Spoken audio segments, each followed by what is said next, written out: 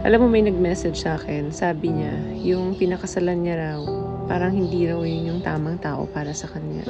And I said, minsan talaga, yung taong pinakasalan mo, ay hindi naman yung taong pinipili ng puso mo. Pero, yan yung pinili ng present life mo. Nung time na nag-decide ka, pakasalan siya. Oras ang pumili dyan, hindi yung puso mo. The truth is, love doesn't always end with the one who love you right. Minsan, nawawala mo talaga yung real one kasi yung timing mo is masyadong cruel nung mga panahon na nag-decide ka. Or kaya naman, mas louder yung pride. Kaya napakawalan mo yung real one. And yung mga choices mo nung time na yon, mas matimbang yung feelings mo. Kasi yung wife or yung husband na pinili mo is magbibigay sa'yo ng stability. Pero yung napakawalan mo is magbibigay sa'yo ng peace or kapayapaan.